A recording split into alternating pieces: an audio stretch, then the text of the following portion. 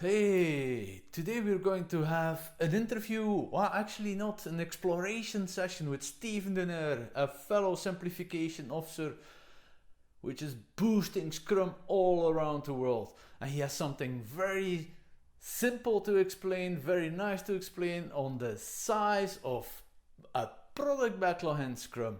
How big should it be? How many items should you have? You will definitely be surprised, so stay tuned.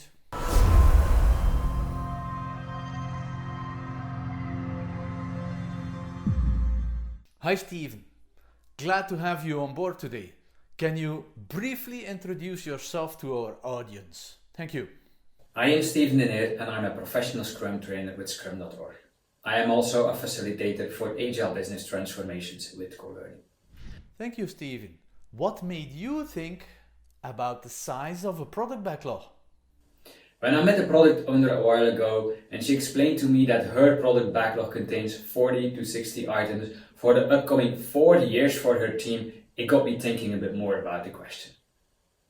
First things first.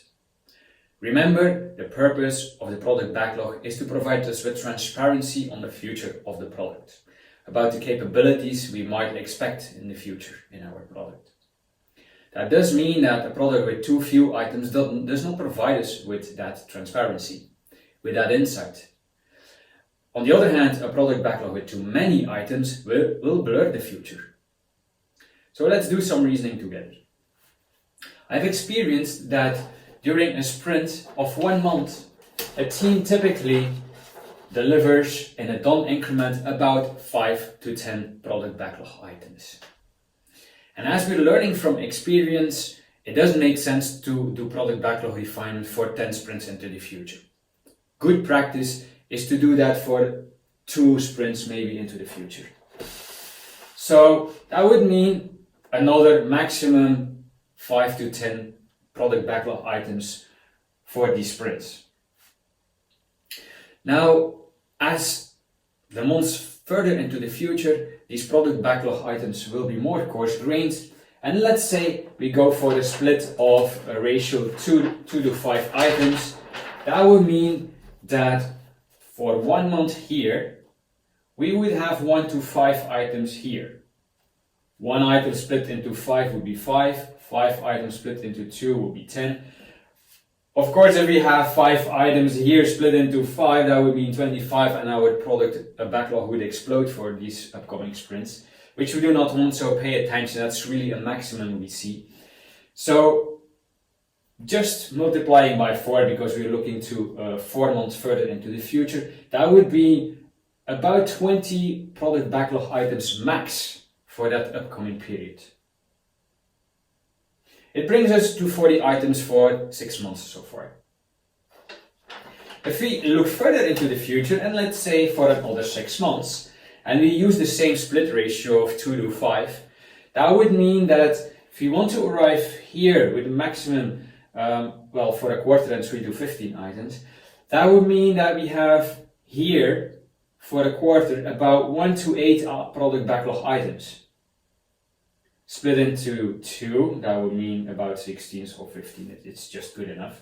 That means per quarter, 1 to 8 items, 2 quarters, 2 to 16 product backlog items. So totaling that up, we now already have 1 year of work for our team. If you want to look even further into the future, which might be reasonable, and we keep using the same split of 2 to 5, that would mean for 6 months that we have about 8 items maximum. That covers us with another year. If we sum everything up now, that would be about 64 product backlog items covering 2 years. Wow, nice mathematics, Steven. How sure are you about those mathematics? How fixed are they? Can you elaborate? Well, I did make some assumptions, of course, and I might have made some mistakes in my calculations. But in the end, the theory behind Scrum is empirical process control and self-organizing teams. So in the end, it is you and your team that I will have to find a good balance about how many items you really need in your product backlog to have a good view on your future. Thanks for this clear explanation, Steven. Do you have any final words for our audience? I hope now that you understand that your product backlog with good sized items and not too many but also not too less will provide you with that transparency. This is it for us today. If you like this video, then please do the thumbs up, subscribe to the ringer over there so that you can be updated when next time Steven jumps in with something interesting and simple to explain. See you around, bye bye.